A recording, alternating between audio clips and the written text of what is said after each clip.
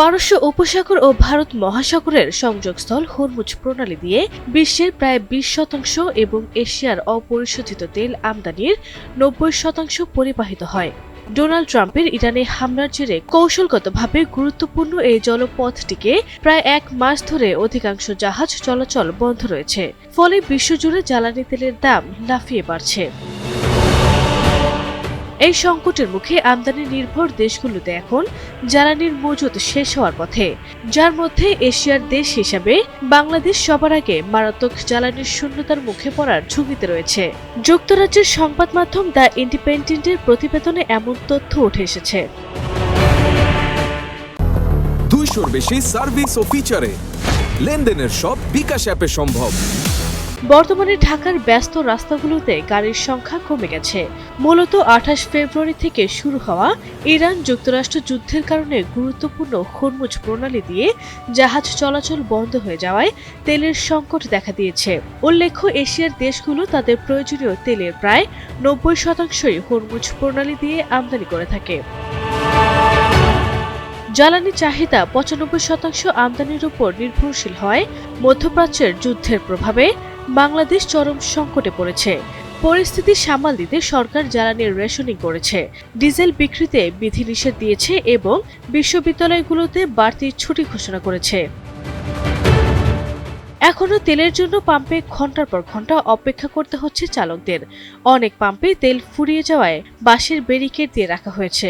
গ্রাম এলাকায় প্লাস্টিকের বোতলে চড়া দামে বিক্রি হচ্ছে তেল। 2 ঘন্টা দাঁড়াইছিলাম, তারপর লাইনের সামনে যাওয়ার পর তেল পাচ্ছি না। তো লাইনে দাঁড়ায় থাকতে হয় ঘন্টার পর ঘন্টা। এখানে তেলের যে ফিলিং স্টেশনের যে সিন্ডিকেট আছে, তারা ইচ্ছা করে এগুলা করতেছে। 22টা তেল পাম্পে আমি দেখেছি, প্রত্যেক তেল পাম্পে লেখা আছে তেল নাই, বাসটা নাম। কেন গাড়ি যাচ্ছে, তেলের গাড়ি, সে তেলগুলো কোথায় যাচ্ছে? নাম প্রকাশে অনিচ্ছুক বর্তমান সরকারের একজন কর্মকর্তা দ্য ইন্ডিপেন্ডেন্টকে বলেন, বর্তমানে দেশে 10 দিনেরও কম সময়ের জ্বালানি মজুদ আছে। গত মাসের শেষে অপরিশোধিত তেল ছিল মাত্র 80,000 টন, যা দিয়ে বড়জোর 2 সপ্তাহ চলা সম্ভব। পরিস্থিতি সামাল দিতে সিঙ্গাপুর, মালয়েশিয়া ও অস্ট্রেলিয়া সহ বিভিন্ন দেশ থেকে তেল আমদানির চেষ্টা চলছে। এছাড়াও রাশিয়া থেকে ডিজেল আমদানির জন্য যুক্তরাষ্ট্রের কাছে বিশেষ ছাড় চেয়েছে বাংলাদেশ। 200-র বেশি সার্ভিস ও ফিচারে লেনদেনের সব বিকাশ অ্যাপে সম্ভব। বিদ্যুৎ ও গ্যাসের সরবরাহ স্বাভাবিক রাখতে সরকার ব্যয়বহুল স্পট মার্কেট থেকে এলএনজি কিনছে। রাষ্ট্রায়ত্ত জ্বালানি সংস্থা পেট্রোবাংলা গেল 1 মার্চের তুলনায় 2.5 গুণ বেশি দামে 2টি এলএনজি কার্গো নিশ্চিত করেছে। আমদানি করা জ্বালানির ওপর বাড়তি খরচের কারণে রাষ্ট্রীয় কোষাগারের উপর প্রচণ্ড চাপ সৃষ্টি হচ্ছে। জ্বালানি মন্ত্রী ইকবাল হাসান মাহমুদ টুকু দাবি করেছেন, দেশে কোনো ঘাটতি নেই ও সরবরাহ গত বছরের চেয়ে বেশি। তবে বিশেষজ্ঞরা বলছেন, অসাধু সিন্ডিকেট তেল আটকে রেখে কৃত্রিম সংকট তৈরি করছে।